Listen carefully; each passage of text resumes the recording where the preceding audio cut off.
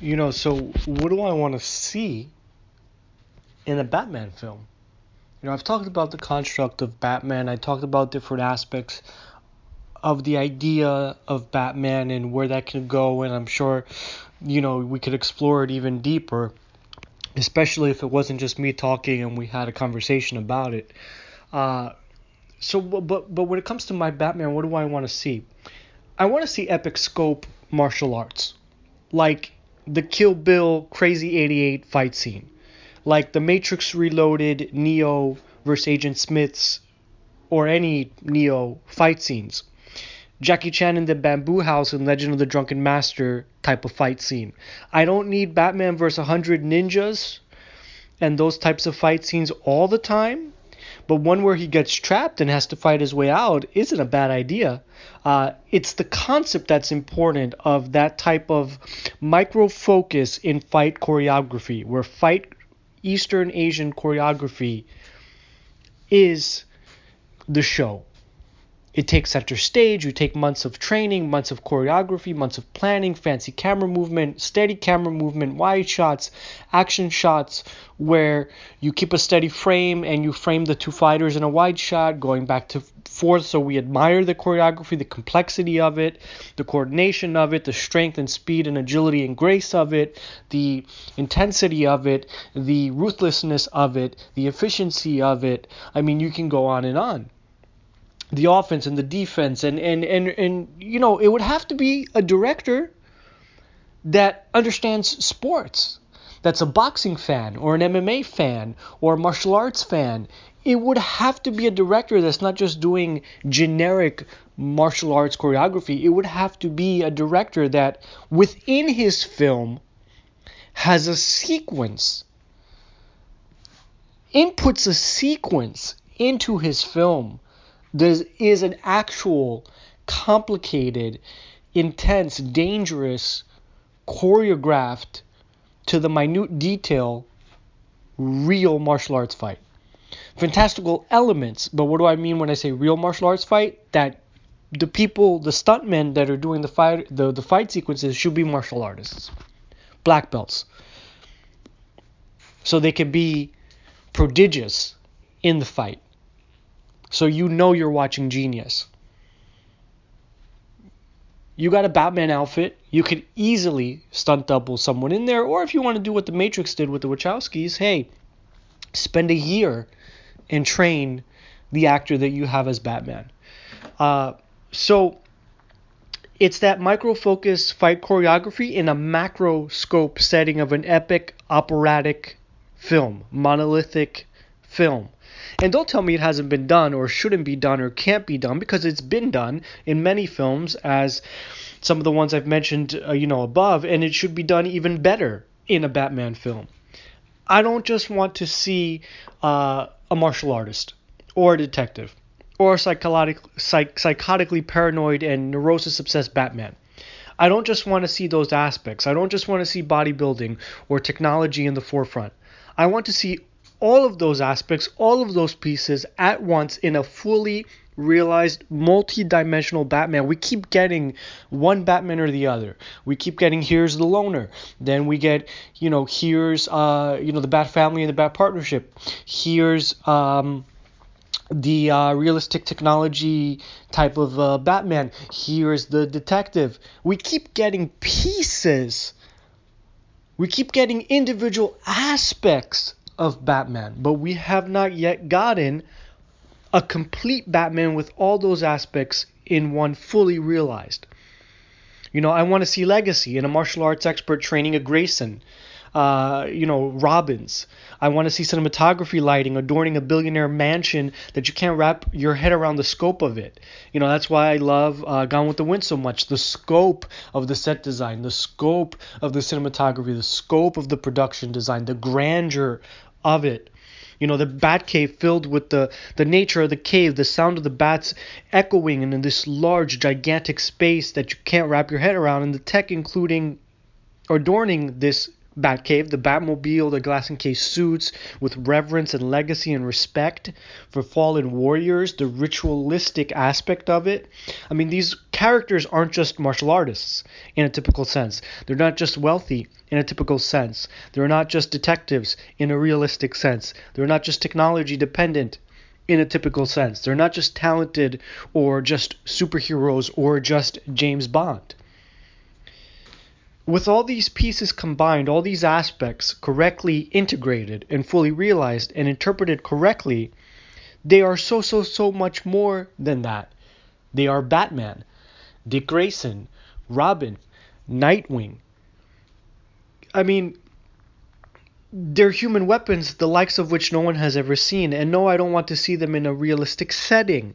Not in a million years. I can't even imagine anything more disgusting. And that's why I hate Nolan's trilogy so much. That's why I think it weakens and dilutes the source material so much. It is realistic to the point of retardedness.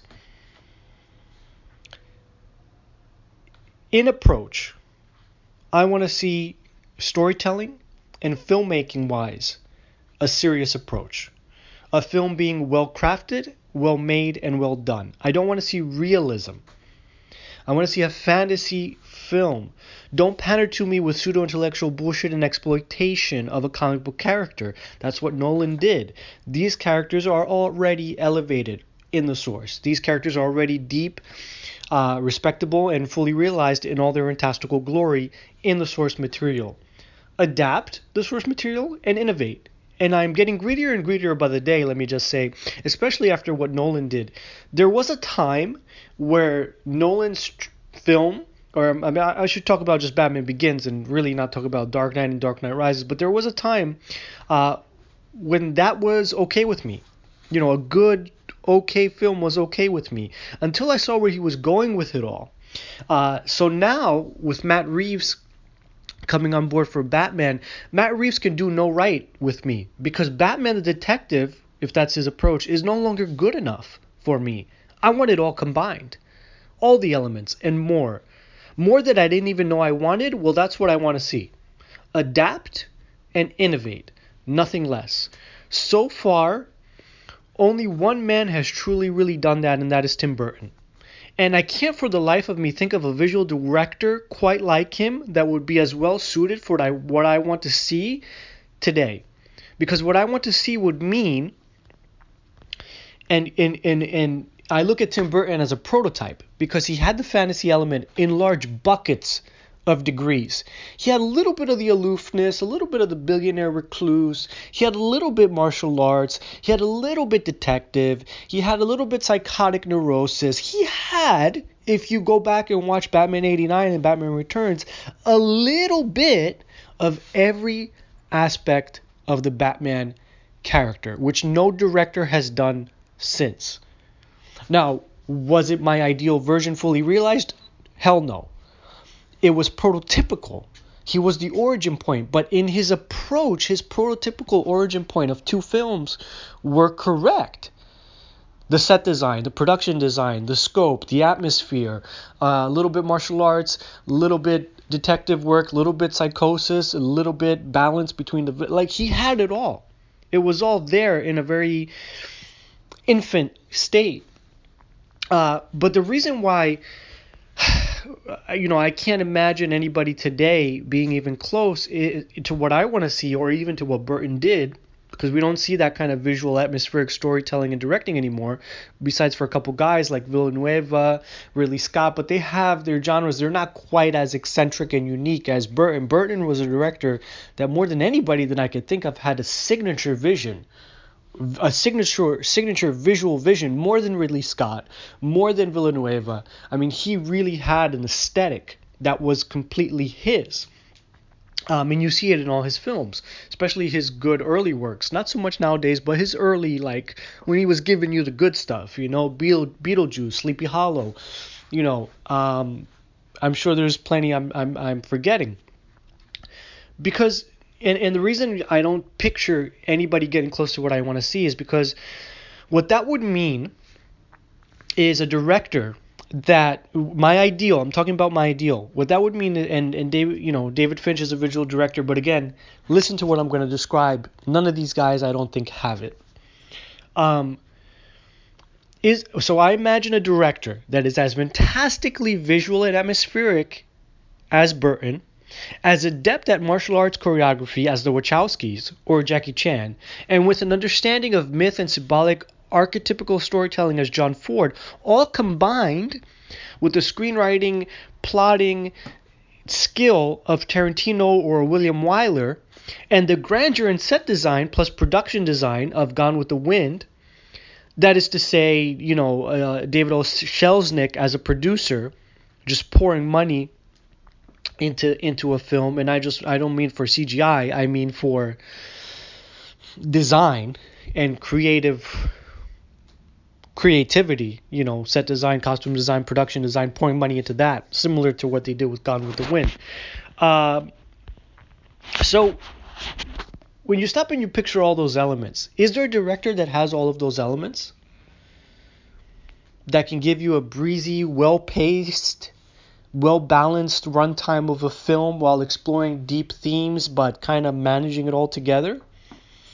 With a mix of tone of some horrific elements and some action Eastern Asian elements and some fancy plotting and thriller and detective. I mean, in the visual atmospheric fantasy orientation and eye of a Burton. Something like that doesn't exist. So, at the end of the day, I am a very, very picky Batman fan because I know what I want to see and I know what I don't want to see, and I'm also very demanding, and I also put the bar very high. I want to see something with a Batman film that eclipses all cinema that I've seen. So, good luck to me seeing that accomplished in my lifetime. Very hard to please, I am. But what I want to see, as you can tell from what I've described above, is a masterwork and quite the feat. A tall order. Monolithic, in fact. I love that word. And a new gold standard, because at the end of the day, I'm not talking about just another comic book film. I'm not even talking about a great Batman adaptation. Like I said, I've learned to forget Nolan and his godforsaken realism. I'm fantasizing now. So you're in my world. I'm talking Batman films that redefine cinema like The Matrix redefines sci-fi action, like Gone with the Wind redefined grandeur, like Tarantino redefined genre, like Lord of the Rings redefined a trilogy and fantasy Oscar fare, and like Star Wars, the original three redefined modern mythical and archetypical storytelling. I'm talking about something that just I can't stop fantasizing about, that does not exist, that is not bound or limited by bloody sense of realism or what's possible. I'm talking about doing the impossible. And let me finish on another point about the construct of Batman, because I'm tired of this as well. As much as I love Michael Keaton, as much as I love his take as Batman and what he did as Batman in Batman 89 and Batman Returns, I am ready to see a Batman that is an asshole. And what do I mean by that? Well, a very well-defined asshole. So, yeah, like I said, different interpretations of Batman in the films that we've got, and you get different versions and this and that. A wealthy billionaire beast of a guy. When if you take someone like Robert Pattinson or skinny Christian Bale in The Dark Knight Rises, and he acts like an asshole, or an obsessed, mission obsessed, which people could classify as an asshole, guy, when you're thin and small in stature, well, you just come across as a punk. You come across as a punk, and it's not the same thing. A mission-obsessed warrior, martial arts prodigy, beast of a power lifter, speed, efficiency, strength, jock, high school quarterback type of body, but to the 20th degree.